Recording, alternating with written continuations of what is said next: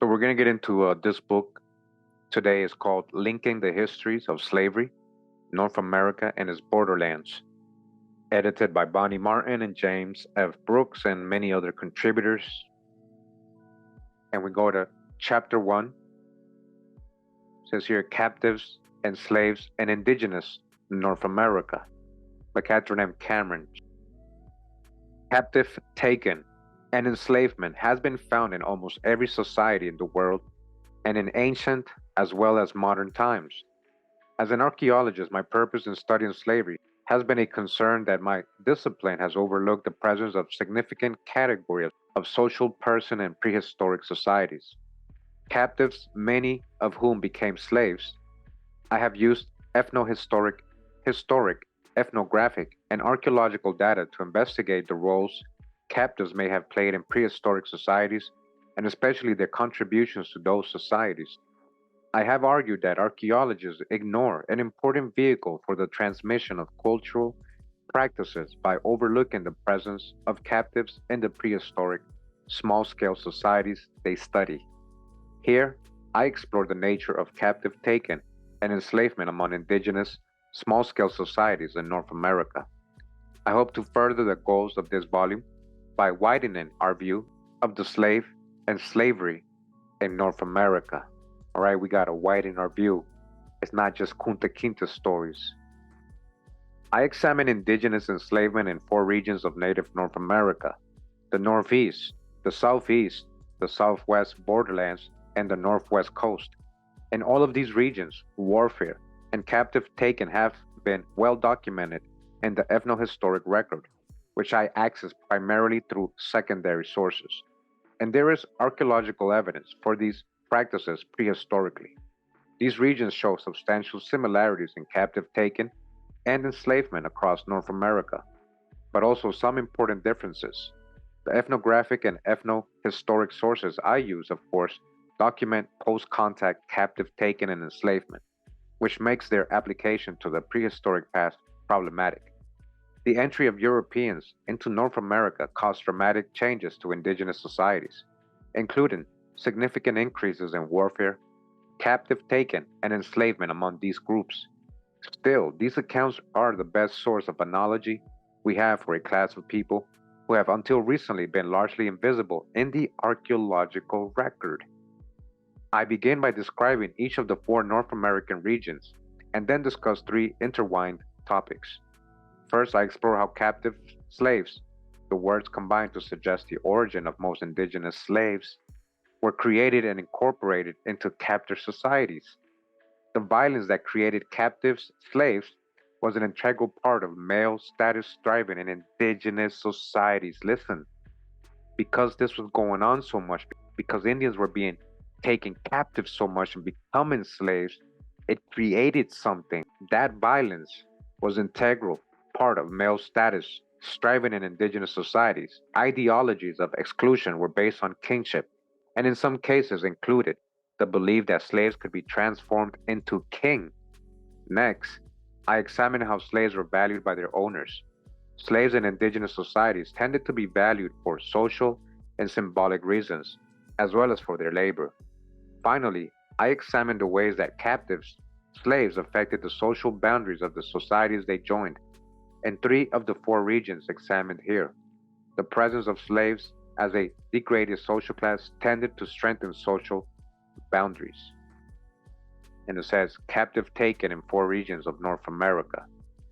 Historic and prehistoric groups in the Northwest, Southeast, Southwest borderlands, and Northwest coast can be characterized as small scale societies, a term that includes a wide range of social forms typically glossed as chiefdoms, bands, or tribes. As is typical of small scale societies, warfare and raiding were common and linked to male status striving. Captive taken was often primarily goal. Captive taken was often a primary goal of aggression. Captives in the indigenous small scale societies of North America, as in many societies around the world, were most frequently women and children. For the captive taker, captured males were dangerous and difficult to control, while women and children were more manageable and more readily incorporated into captive society. This section provides a general overview of these societies and background on their warfare and captive taking practices. Although these descriptions are not meant to imply homogeneity and practices across regions or through time, I know that warfare and captive taking were not activities introduced by Europeans, but had considerable antiquity in each region, all right? So she's right. People taking captives, slavery, all that was already here before Europeans got here. The Northeast includes both the Iroquois groups of the eastern Great Lakes and the diverse groups of Central Algonquins and Sioux in the western Great Lakes, or Pays de Hunt, horticulturalists, hunters, and fishermen. Northeastern people lived in longhouses or lodges, clustered into settlements of varying size, with the largest settlement holding 1,500 to 2,000 people. Longhouses were occupied by kin groups and their affinities. Widespread warfare and captive taking were described by early 17th century visitors to the area, especially Jesuit missionaries and French explorers. Warfare increased dramatically in the second half of the 17th century as a result of European contact, but it had clearly been important prior to this time. Warfare in the Northeast was an integral part of social life, an essential avenue for young men to follow in order to gain prestige and status. In fact, success in war determined much of a young man's future life path. Called morning wars, these violent encounters had a number of social values, including restoring lost population, confronting the death of group members, and ensuring the continuity of the social group. Captive taking was of utmost importance, as indicated by early ethnographic accounts, iconography, and linguistic analysis. The act of enslavement dominated and defined natives, thinking about slavery far more than the long term status of those they enslaved. There is archaeological evidence that patterns of warfare described for the post contact period also existed prehistorically. Southeast. The Southeast was at the time of European contact an area with a sizable indigenous population, organized into dozens of chiefdoms, all right? There were so many Indians in the Southeast.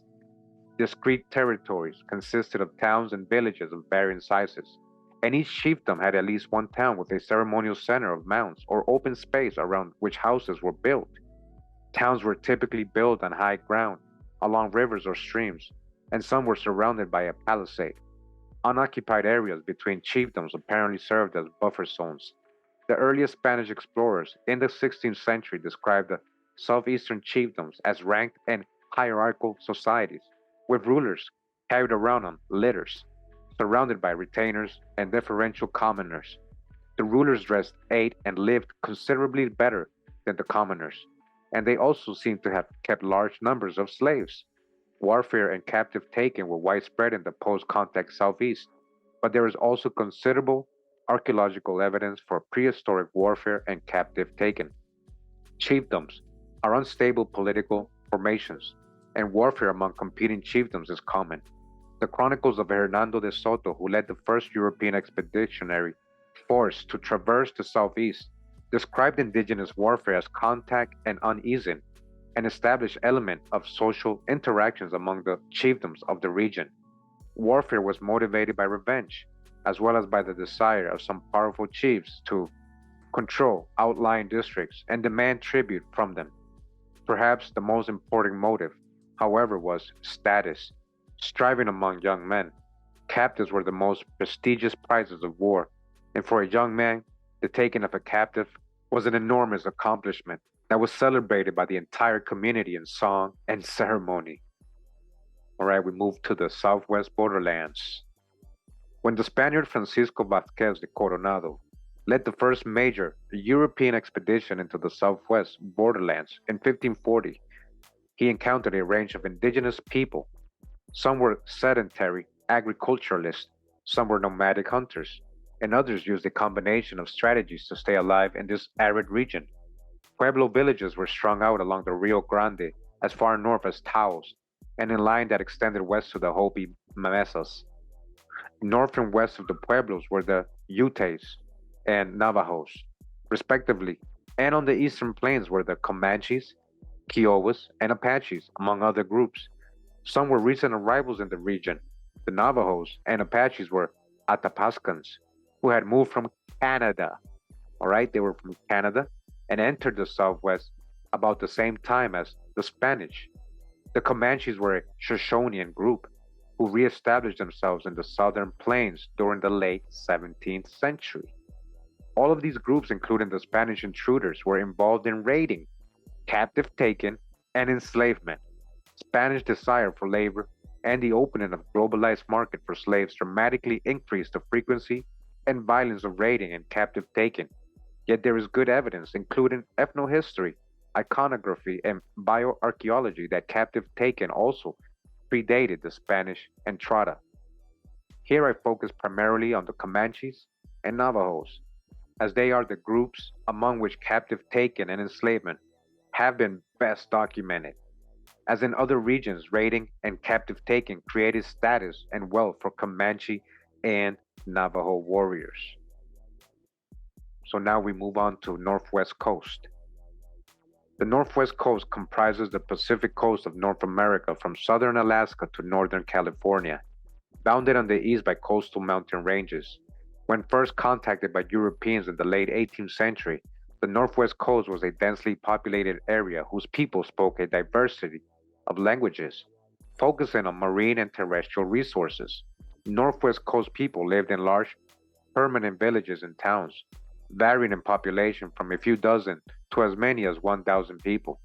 Although there was no overarching political organization and each village operated independently, the region had surprisingly hierarchical social organization. The major social division was that between free individuals and slaves. Within the free class were chiefs, who held many titles, other elites, who held few titles, and commoners. Warfare in the region was undertaken for the protection of status, to exact revenge for the loss of status, and for the capture of slaves, who provided labor and represented wealth. Captive taking was common between neighboring groups, but long distance maritime attacks were also reported. Women and children were preferred captives, and while many males were killed during raids, others were enslaved. Slave labor was important in the production of food and its use in the maintenance of elite status. A number of lines of evidence, including ethnohistoric, bioarchaeological, and archaeological, suggest that warfare, captive taking, and enslavement were practiced on the Northwest Coast prior to European contact. Incorporation into captive society. Slavery is but a temporary status and a process through which enemy others are civilized and transformed into intimate co-sanguines. Captives were taken through violence, but captive was a temporary role. Once they reached the captor's settlement, a social location had to be opened for these alien individuals. In many, but not all, indigenous societies, captives faced a range of fates, and their status and that of their children were not necessarily fixed. Indigenous captives could be killed, enslaved, married, or adopted, and their fates depended in part on the age, gender, and personal characteristic of each captive, as well as the needs and caprice of captors. This section explores factors that affected the social locations offered to captives in the regions under the consideration, including the ways slaves were obtained, as well as captor ideology with regard to others and its effects on whether captives could ever become kin. The creation and incorporation of captives. They set up a theater on the hill and went into the woods in search of sticks or thorns, whatever they fancied. Thus armed, they formed two lines, 100 on one side and 100 on the other, and forced us all, naked as we were, to pass in between along the path of fury and anguish. There was rivalry among them to see who could land the most blows and the heaviest. All right, these are all coming from sources. Captives in the indigenous societies of the Americas were typically members of an enemy group that had been vanquished in battle. As they entered the village of their captors, captives often encountered a wave of anger, despair at the death of hometown warriors, and a desire for vengeance. These feelings subsided with time, but initially they structured relations between captives and their captors. Groups in the Northeast and Southeast had formal rituals in which some captives were tortured to death to atone for the earlier deaths in captor families. Even those not slated for death generally underwent rituals of social death, in which the captive's prior social identity was erased and the victim was recast as a member of the new social group. As the quote above indicates, captives in the Northeast were likely to undergo brutal treatment that either resulted in their death or ended in their adoption. Captives were killed to avenge the death of captor king or adopted to replace deceased members of the group. Among the Iroquois of the eastern Great Lakes region, after hours of torture, headmen apportioned captives out to grieving families, whose matrons then chose either to adopt or to execute them. Women and children were most likely to be spared torture and death and be adopted, and the easy assimilation of young children made them especially sought after captives. But no options were completely closed for captives of any age or sex. Adopted captives were given the name and identity of a deceased member of the captive social group, but this did not ensure them treatment as full kin, and the actual status of adoptees was variable. In the western Great Lakes region, indigenous slaves lived under a wide range of conditions, some dehumanizing and others nearly familial. A particular slave's place in the community could change over time. Arguing for the slave like situation of Iroquoian adoptees, Starna and Watkins point out that the initial torture meted out to captives often left them permanently marked. Especially common was the amputation or mutilation of the fingers. This meant that their slave status would always be obvious. Captives were assigned the most menial and difficult tasks, including gathering firewood, fetching water, and serving as porters.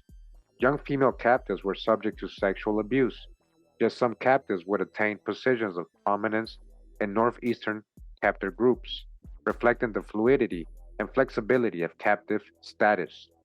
All right, so we're reading a lot. You guys can see it was all kinds of different ways that the captives were being treated after they were taken captive.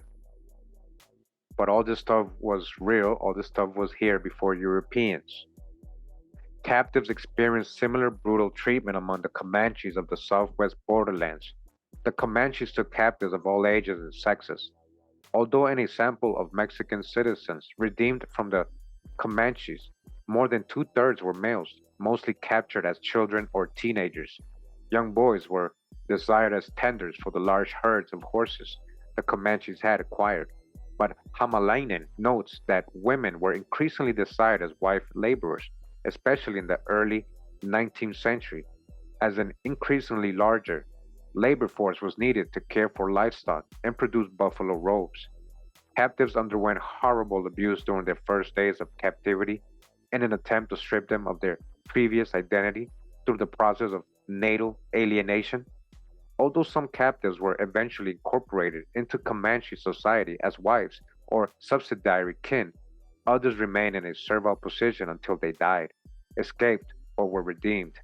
The youngest children were most readily incorporated into captive societies, and those below age 5 were especially desired. Less is known about the initial treatment of captives among the Navajos. Like the Comanches, they were involved in raiding for captives to sell to the Spanish and other groups, primarily the Utes and Pauites. They often took women and children in raids and kidnapped young boys who were herding their families' flocks in isolated areas. The Navajos called the Paiute people Bayosen, synonymous with slave. Efforts to assess the slave like status of Navajo captives turn up mixed results, with some captives well treated and others not. For example, in Spanish reports of 5 Mexican males who were taken as teenagers or preteens during the mid 19th century and were later recovered or had their experiences described to Spanish authorities, 4 seemed to have been satisfied with their treatment, and one who had been captive for 17 years had 2 wives and no desire to return to Spanish society. A 5th male captive reported beating and generally bad treatment. Franciscan clergy described Navajo slaves forced into hard labor. Female captives were not taught the highly valued art of weaving, and captives would be killed at the whim of their masters. All right, so does any of this sound familiar to you guys? You know, the slave narratives they gave us? In my opinion, a lot of these do. And again, this was all before Europeans arrived. It's history and it's something we have to, know it happened. Treatment of captives was somewhat softer in the southeast. They were generally not abused on the return journey to the captor's village, where the successful warrior handed over his captives to the community after a giddy celebration of his remarkable accomplishment. At that point, as in the Northeast, it was women who decided a captive's fate. Beloved, high ranking women sorted through the captives, deciding whose fiery deaths would atone for past murders, who would take the place of deceased clan members, and whose labor would enrich the clan's wealth and prestige. As in the Northeast, captured women and children were most often adopted, while men were beaten and prodded by beloved women in an effort to assess their health, strength, and prior crimes against the captive group. Captives selected for death were generally tied to a stake, tortured, and burned alive. Those adopted went through a series of purification rituals that involved singing, taking ceremonial baths, ingesting cleansing herbs, and donning the clothes and hairstyles typical of the captive group. Captives not killed or adopted became slaves. Slavery was apparently a common fate for captives, and William Bartram, an 18th century visitor to the Creek and Seminole territories, reported male slaves in every town. All right, so the Creeks, so-called Seminoles had slaves, right? Although Bartram likely overlooked women captives incorporated into the captive groups as slaves or wives. Captives taken by Northwest Coast warriors had far fewer options than those in the other regions, except for the occasional slave redeemed by his or her family or freed, see below, slave status was the only social location open to them. Interestingly, Northwest Coast societies do not seem to have had the elaborate rituals signaling the death of a captive's previous social identity that were common in the Northeast and Southeast, as both captives and captors shared a common understanding of slavery and how slaves were produced. Seizure in a raid may have been all that was necessary to transform a victim into a slave. In some groups, slaves could be identified by the short hair they were forced to wear, or by the presence or absence of cranial deformation practiced by some groups. In the Northwest Coast, the control of locations where spawning salmon could be easily procured was the primary source of wealth, and this kept the Northwest Coast elite from ever permitting captives to become kin. There were other limited resources in the Northwest Coast that elite families were also reluctant to share: songs, dances, ritual paraphernalia, myths, and names. Desire to maintain absolute family control of this intellectual property prevented slaves in the Northwest Coast from ever being invited into the kingship system of their masters. Continuing, it says here the ideology of captivity and opportunities for transformation. Whereas race was the key defining characteristic for slaves in class based Euro American society, among indigenous groups, kingship was the central fact that structured all social relationships. Because captives in small scale societies were outside the kingship system of their captors, they were defined as non human, at least initially. Yet the boundary separating captives from captor king networks was not always fixed and could sometimes be altered, at times not only allowing humans to change into animals, but also allowing slaves to transform into humans. Slaves in the Northeast and Southeast were often classed with tamed or domesticated animals. For example, the Iroquois used the same word for capturing and taming an animal as they used for taking and enslaving a captive. Captives in the western Great Lakes were equated with dogs and considered a form of property that existed at the pleasure of their masters. In the Southeast, the term for slaves, owned people, translated for some groups as domesticated animal or tamed. For example, among the Cherokee, human and non human possessions were given the same terms, and slaves were in the same social positions as animals outside the kingship system. Many indigenous societies in North America and elsewhere were confident in their ability, Pygmalion like, to transform their captives into useful members of their society, perhaps not in the first generation, but eventually. Captors' concepts of their captives in tropical America, an area that comprises southern Florida, the Caribbean, and parts of South America are apt for the regions discussed here as well. War captives were seen both as quasi animals to be domesticated and as quasi humans to be civilized. The ability of captives to become kin may have been easiest in the Northeast, as indicated by the debate among scholars of the region concerning whether adoptees achieved real kinship with their adoptive families. Although many adopted captives functioned as slaves, some were able to become valued and prominent members of captor society. Captives could improve their social position by working assiduously to please their masters, and some became war leaders or other influential members of society. But if they displeased, they were quietly and unceremoniously killed. Slave status, however, was not hereditary. Children of captives were free members of captor society. This suggests both importance of the process of enslavement, which the children of captives had not experienced, and the transformative powers captives believed they had. In the southeast and southwest borderlands, there is no doubt that some captives were slaves and remained forever outside the kingship system of their captors. But in both areas, marriage was one avenue out of slavery and into at least a semblance of memberships in the captors group. In the southeast, marriage did not bind captives to their host societies as tightly as did adoption.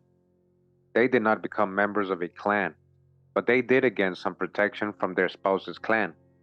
King ties enhanced their status, moving them from society's bottom tier into the category of people who belonged. As in groups in the Northeast, slave status was confined to a single generation, and the children of slaves were free members of the society into which they were born. It's not like the Europeans, how they were making, the children of the mom have the same status as the mom, right? If she was a slave, they would be slaves. It wasn't so for American indigenous people. Even the child of a pregnant white woman captured by the Creek Indians, thus the hijack wouldn't say white, in the late 18th century was adopted into a Creek clan and considered a member of their nation. In the southwest borderlands, Comanche captives occupied a variety of statuses based on their sex, age at capture, length of captivity, and their personal characteristics, especially their ability to learn the Comanche language. Although in a sample of more than 800 Mexican captives, there were far more males than females. Female captives were also common and were more easily incorporated into Comanche society. Girls and women were involved in women's daily practices, while boys sent out as herders had far less opportunity to learn language and customs. Still, captives of either sex could be incorporated through adoption, marriage, or simply acceptance as a member of the Comanche society. Incorporation was not a communal decision, nor was it marked by a ceremony. Instead, it was realized in practice through private and public interactions. For example, addressing the captive as kin. That made evident to the larger Comanche community the captive's new status. Whether female or male, captives would become valued members of Comanche society. Adult male captives were rarely assimilated into Comanche society. Those who were typically underwent a replacement ceremony in which they took on the identity of a deceased Comanche, much like incorporation of outsiders as kin members in Northeastern societies. But as in Northeastern societies, incorporated outsiders almost always retain a stigma of the foreigner and were referred to using special terms. Among the Navajo, captives also face a variety of possible statuses ranging from adoption as king to full slavery. Apache, Ute, Paiute, or Spanish women captured by an ambitious young Navajo man might be adopted into his matrilineal clan, which increased the pool of potential wives. Men captured in the same raid could be sold to affluent Navajos who needed herders.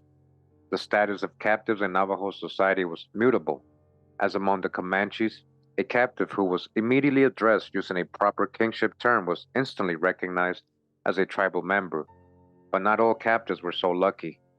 Few firm lines delineated the semi-servile or dependent categories of kinship and quasi-kinship from the harsher condition of the slave, nor did time or circumstance prohibit mobility between statuses. In fact, the Navajos themselves apparently disagreed about exactly who qualified for slave status, some including as slaves those poor Navajos who labored for others. There seems to be no doubt, however, that captives taken by Navajos could be bought and sold, and that hard labor was often their lot. Captive women labored in fields, tending flocks, or as domestic workers. At least some male captives, though, could hold personal property and marry. In contrast to the ability of slaves in the Northeast, Southeast, and Southwest borderlands to gain some or all of the privileges of kingship in the society of their captors, captives in the Northwest coast had no such options. War captives became slaves, and neither they nor their children, if any, could normally expect amelioration of this status. So in the Northwest, it was a bit different. It was a little more harsher, huh? Neither captives nor their children could expect to be adopted into their master's kin group or to be gradually transformed into commoners. Captives could be redeemed if their families paid a large ransom, but this applied almost exclusively to title holders whose families could afford the high cost. Slaves were occasionally freed by their masters on ritual occasions as part of the giving away of property. Among the Tlingits, slaves tended to be freed on happy occasions, such as the birth of a child to a high ranking parent. Many ritual occasions, such as the death of a title holder, called for the sacrifice of slaves, but freeing slaves, also a destruction of property from the owner's perspective, became more common as Europeans began to intervene to halt slave sacrifice. With these few exceptions, slavery on the Northwest coast was strictly bounded and did not admit the sorts of transformation found in other regions. Continuing, the value of captives. Trading captives was common among indigenous societies in North America. While European demand for labor clearly increased the capture and trade of captives among Native American groups, there are indications that slave trading also existed prior to European contact, including evidence of extensive trade routes over which captives were moved. Although the labor of slaves was important to indigenous American societies, this section highlights the social values of indigenous captives. Captives were valued as evidence of success in warfare, of the high social rank of their owners, as prestige items that could be given as gifts to create bonds between people or groups, and as gifts to the gods given through sacrifice. The economic value of captives was important, but their social value was more important. A slave's symbolic value derived from the connection between warfare, captive taken, and male status striving that is found in most regions of North America and elsewhere. Once captives were returned to the captor's home, their mere presence enhanced the status of the captor. The high status of the captor was evident as striking contrast with the low, degraded, and subservient position of the captive. Captives of all ages and genders could become retainers or household servants, constantly at the beck and call of their master or mistress. Such master slave interactions were in part a public display of the power of the slave owner. Captives could be given as gifts, and the humanity of this gift had a special meaning in many indigenous societies. All right, so you guys see, this stuff was really happening here before Europeans. A lot of the time, it's not so evil. They're saying, here, I'm giving you this as a gift, like a positive thing. Maybe the person was a good worker or a good person, and hey, look, he's going to help you out from now on. In the Northeast, participation in a war party was a significant aspect of a young man's development, and his stature in his clan and village was increased by his success in battle. No honor was more important to a young man than capturing slaves. His success was celebrated in public ceremonies, etched into his war clubs, and displayed on his body with tattoos representing each enemy he had captured. Once captives had been paraded through the village, brutalized, and domesticated, their primary purpose as symbols of the triumph of captors over their enemies was largely fulfilled. Still, many continued to serve as retainers, burden carriers, and agricultural workers, relieving their masters of household tasks. A 17th century Seneca woman lamented to a Jesuit priest that her recently deceased daughter had had 20 slaves to accomplish her domestic duties. The mother feared that unless one of these slaves died soon to follow her, her daughter might be forced to do her own work in the afterlife. Captive slaves in the Northeast not only enhanced captor status, but also were symbolically potent and valuable gifts in peacemaking and alliance building. When antagonists sued for peace, A gift of captives signified the giving of life rather than the taking of it. During peacetime, captives were a part of diplomatic offerings intended to develop mutually profitable alliances for trade and defense. There is evidence that the use of captives to build alliances between groups was ancient. The earliest European explorers in the Northeast were often offered captives as signs of friendship from the Native American groups they encountered, and enslavement and the use of captives as diplomatic tools were deeply embedded in ritual systems here. In the Southeast, as in the Northeast, warfare was one of the most important ways for young men to enhance their social status and to acquire material goods, especially captives. The Society of Warriors was a strictly ranked hierarchy wherein a man achieved status through accumulation of plunder, scalps, and captives. Those captives who became slaves were set to work, and slave production of agricultural and tributary goods enriched their masters. Slaves enhanced the reputation of southeastern chiefs by becoming personal servants. Captives belonged to the man who had captured them and performed menial tasks for him. The captive's primary value to his master seemed to have been prestige. The captive was a sort of living scalp.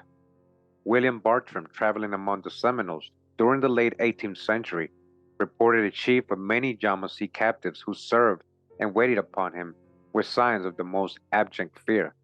When Hernando de Soto traversed the southeast in the mid 16th century, he was often given hundreds of tamimis by chiefs with whom he stayed. All right, we've actually read these primary sources where chiefs who were allies to Hernando de Soto will say, hey, here's some slaves for you, man, don't mess with us.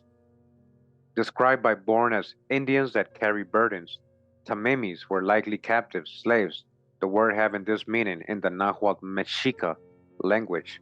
At Cofitasheki, thought to be located in modern South Carolina, the chieftainess, whom De Soto briefly kidnapped, was also described as traveling with her female slaves. Among the Calusas of southern Florida, captives functioned almost exclusively as retainers for high ranking men and women, rather than as economically productive laborers. Personal attendants to the paramount Calusa chief carried him on their shoulders on special occasions or carried his guests. Captives were also assigned to fetch water and firewood, serve as messengers, row burial canoes, and guard burial houses from predators. The importance of captives as elements of wealth and status for prominent members of Calusa society was most evident in their role as human sacrifices. Special captives, sometimes Spaniards, were selected and prepared for the annual harvest ceremony, when the paramount chief demonstrated his control over life and death by having the captives beheaded. Other captives were killed at funeral ceremonies to accompany their masters to the afterworld. As in the Northeast, captives in the Southeast were also important in establishing relationships between groups or soothing over conflicts. An exchange of captives commonly accompanied peace between former enemies. Historic accounts report a number of such exchanges during the 18th century between Chickasaws, Creeks, and Cherokees. Native Americans also offered captives to establish peace with Europeans and demanded payment for the return of European captives. Hernando de Soto was offered women by southeastern chiefs in an effort to gain an alliance with him. Evidence of the antiquity of use of captives in establishing political relationships. Okay, again, this is all happening in colonial times and before Europeans, to the point where you're negotiating with foreigners so they don't mess with you or your people. In the southwest borderlands, captives had considerable social value, and as elsewhere, the most effective avenue toward gaining social status was success in war. Among the Comanches, men who had not gone on raid were poorly regarded. Comanche men who owned no horses or women were at the lowest end of the social strata, and raids allowed them to steal these symbols of success and masculinity. If there was an all embracing internal force behind the rise of the Comanche Empire, it was the relentless competition for social prestige among Comanche men. Violent seizure of livestock and captives through pillage represented for men the main path to social acceptance. It gave them the access to wealth and women and lifted them toward full manhood. Not only was warfare the primary avenue toward status for Comanche males, it also offered one of the only opportunities for male captives to improve their social standing. Male captives who showed respect for their captors and demonstrated courage, especially those who were successful in war, were generally able to gain the same rights as Comanche men. All right, so again, so you guys can see the footnotes, there's many sources for this, as I'll show you guys at the end. Among the Navajos during the late 18th and early 19th centuries, raiding was often undertaken by men from poor communities or those from wealthier communities who were dependent on their more affluent kin. As among the Comanches, in order to gain status and reach full adulthood in Navajo society, young men had to acquire wives and animals. Men who had become wealthy through amassing large flocks of sheep also controlled most marriageable women. Raiding for women and animals was often the only avenue towards success open to young men who lacked the means to purchase wives or animals. You see how it's going down? The women they captured increased the number of available wives and these men's matrilineal outfits, and any male captives could be sold to wealthy Navajos or to the Spanish for profit. On the Northwest Coast, slave labor created wealth for slave owners. Slaves were involved in all major areas of food production. They performed all or almost all of the household chores for title holder households, and they built houses and made craft goods. Slaves were vital for producing the wealth necessary for title holders to host status enhancing feasts, including helping to amass the food and other goods that were necessary for these events. Yet equally important was the slave's symbolic value as prestige good. They enhanced the status of their owner by serving as personal retainers. They attended to menial tasks at ceremonial occasions, assisted their masters in enforcing social control, and were assigned as personal maids to a title holder's female relatives. Slaves were held almost exclusively by elite title holders and were an important indicator of the owner's status, including the individual's spiritual power. A good person was one with many slaves. Huh. Northwest Coast slaves were given as gifts to other title holders invited to status enhancing feasts. They could be traded for furs and other goods to be given away at such feasts, and they might be sacrificed at feasts to demonstrate the wealth and power of the title holder host. Highly valued captive slaves were moved along ancient trade routes. Historic records have permitted the reconstruction of major northern and southern slave trading routes in the Northwest Coast on which slaves could be moved hundreds of miles. These routes closely correspond to the prehistoric routes by which obsidian moved, supporting the notion of their antiquity. Alright, so you guys can see this was a big thing going on. Captives and social boundaries. In spite of being abject others, slaves had significant effects on the social boundaries of the societies they joined. Social categories of race, class status, or ethnicity are imagined communities, subject to constant manipulation and redefinition. Yet the boundaries of such groups can also be firmly defended, and captives are often integral to this process. For example, strong feelings or difference between ethnic groups are just as important as the common ways of doing that define them. In fact, ethnic groups must have ways of interacting with other groups that prevent ethnic modification. Even where captives made up a large proportion of captor society, they did not necessarily dissolve or change social boundaries. Instead, they could strengthen them. Overdeveloped feelings of superiority by slave owners are common in societies of all social levels around the world. Of most interest here is how these attitudes were constructed through interactions with captives and how they could maintain social boundaries even in multi-ethnic societies. In all four areas under consideration, captives arrived as despised others.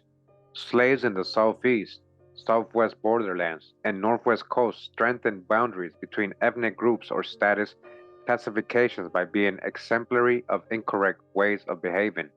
In contrast, captives in the Northeast were often forced to become careful and assiduous replicators of captor cultural practices if they hoped to live.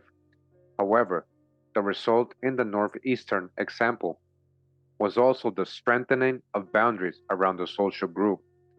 In the southeast, slaves acquired by the Cherokees, called Atsa Nasai, were vital to the Cherokee sense of group identity because their presence allowed free members of the society to calibrate correct behavior by observing the incorrect behavior of their Atsi Nasi.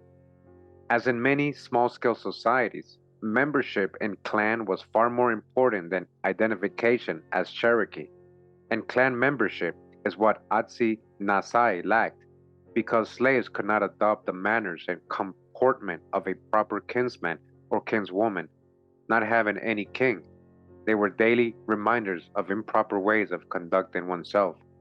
The presence of deviant and Atsi na Sai in Cherokee society reaffirmed the norm by clearly demonstrating inconveniences and dangers of not being a member of Cherokee clan. The Atsi na Sai helped establish and strengthen group identity among the Cherokee. The presence of captives also aided in the policing of social boundaries among the Navajos and Comanches. Because captive women in Navajo communities could not be taught the sacred art of weaving, they were always marginal, even if they married or were adopted into a clan. By the 19th century, some female Binalti slaves might have begun to serve as social boundary makers, especially those adopted or born into ancillary, captive, or slave clans, where institutional marginalization solidified in group identities while retaining for the slave some assimilative benefits of kingship. Furthermore, the practice of enemy way ceremonies, which focus on driving out alien ghosts, suggests that outsiders in Navajo society were used to cement Navajo social solidarity in ways similar to the use of Atsi Nasai among the Cherokees. Among the Comanches, captives never completely lost their status as outsiders, and the slur Kuwuhupu, which conveyed the idea of captive and wife, hurled at an incorporated male captive not only reminded him that he remained an outsider, but also strengthened the positions of in group Comanche men and enhanced their sense of masculinity. Among the Tlingits of the Northwest Coast, in many Northwest Coast societies, slaves were important to the process of social differentiation. Tlingit nobles considered themselves knowledgeable and moral in contrast with the lowest tiers of society, which included slaves and other marginal people who were called Nika Kawu Yahayi, or dried fish slaves. The Nika Kawu, a group including illegitimate children, criminals, and incompetent, were incomplete and profane people. Their lazy and immodest behavior, a stark contrast to the proper comportment of the aristocrats. True slaves, on the other hand, were so far beyond the bounds of society that they were not considered people at all. The Nika Kawu and the slaves existed not only as a social category but as a moral imperative as well. Their existence was a constant reminder to those above them of the consequences of not showing respect to others and of having no self respect. Captives in the Northeast who were allowed to live were adopted, even though their day to day existence might be much like that of slaves, because slave status in Northeastern societies was varied and changeable. Rather than serve as daily reminders of incorrect social behavior, captives were required to studiously replicate the cultural behavior of their captors. Their place in society was at least partially dependent on how successful they were at accurate cultural replication. Captives in the Northeast were taken in part to build up group membership that had been depleted by warfare. Policing the boundaries of slave status was thus less important than it would be in Atlantic societies that demanded slaves primarily for their productive and perpetual labor. The effectiveness of captives in strengthening social group boundaries is evident in the fact that toward the end of the 17th century, perhaps two-thirds of the people calling themselves Oneidas were non-Iroquois captives. Yet the cultural practices of the Oneidas continued. In other words, the boundaries of the social group were maintained in spite of a massive turnover in personnel. The large number of captives present in Iroquois settlements was a result of the intense warfare that engulfed the Northeast at this period. In spite of the many problems of accommodating so many captives, the Iroquois had great success in erasing their natal allegiances and incorporating them as members of Iroquois groups. All right? Do you guys hear that? The Oneidas are literally a group of captives that the Iroquois had. They became known as the Oneidas. So a lot of them probably weren't originally Iroquois, but they were allowed to what? Incorporate themselves as members of the Iroquois groups. Conclusions. This chapter has explored aspects of the role of captive slaves in indigenous societies in four regions of North America. Captive slaves arrived in captive society with an alien identity and one that was generally associated with a detested enemy. They were then either eliminated or assigned a social location, albeit most often on the lowest rungs of the captive society. Indigenous small-scale societies constructed others on the basis of kin, group membership. The ideology of social group membership among some groups permitted captives of their offspring to become king, but this was not always the case. The Northwest Coast, because of emphasis on control of land-based resources and intellectual property, created a slave status from which few slaves ever escaped. In the other three regions discussed, and in other parts of North America, captor ideology allowed for the transformation of captive to king. In the Northeast, the Southeast, and Southwest borderlands, social group size was an important avenue toward power, and captives added to group size. This is one reason the captives, or at least their offspring, might become kin group members. The mutability of human, animal, and object forms in indigenous ideology opened a space where captive social location could be negotiated. Although slaves worked for their masters and their labor created wealth, it was the social or symbolic values of slaves that tended to be foregrounded in indigenous societies. The presence of slaves allowed masters to see themselves as superior beings, an almost universal pattern. Slaves served as social counterpoint, a daily reminder of the power of their masters. Slaves were retainers, ladle carriers, burden bearers, concubines, drudge wives. They fanned, fed, and dressed their masters and mistresses. They were given away as gifts and party favors. They were presented to seal alliances. The arrival of Europeans in North America was transformative to these small scale societies. They were swiftly linked to a global market for slaves. You see what the Europeans did? They opened up the market for the Indians, which dramatically increased warfare and imparted a strong economic value to captives. And this is the reason I'm reading this book to you guys, because it's going to open up to a lot of other videos. How much did the Europeans affect this already captive system or slave system that the Indians had? You guys are going to see a lot. As it says here, swiftly linked to a global market for slaves. It increased warfare and imparted a strong economic value to captives. I investigate this transformation elsewhere, but here I attempt to explore the place captives may have occupied in indigenous societies prior to extensive European influence, at least to the extent possible using ethnohistorical data. The display of superiority by slave masters also played an important role in maintaining social boundaries among the indigenous societies discussed here. The public display of the captive slave degraded position and the superiority of the captor were effective in maintaining the social boundaries even in the absence of formal laws. This was not the only avenue through which social boundaries were upheld. In the Northeast, where slave status was a less important social category, captives might become assiduous replicators of captor culture, creating another avenue through which social boundaries could be maintained. Captives in the Northeast were acting in their own self-interest because lack of compliance and conformity could result in death. But there were also other reasons, including a strong desire to leave the outcast status for following captor social rules to the letter. The argument of this chapter is that captives were common in small-scale societies in the Americas and that their presence had important effects on these groups. Captives are a category of social person that has been overlooked by archaeologists, a point I make elsewhere. In this chapter, I hope to contribute to the goals of linking the histories of slavery in North America and its borderlands by highlighting the fundamental role that warfare and captive taking played in small scale societies. Captives may have been marginal individuals, but they were an active part of the social organization of these societies. Okay? And that's the end of this chapter. I just want you to see where it says notes. These are all the sources and reference you guys can see.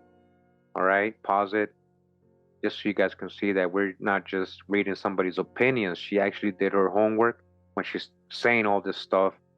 Everybody likes to talk about what the white man did, so-called white man, or the European did, but this was going on before Europeans, and I'm going to show you guys how the Europeans coming over here actually made it worse.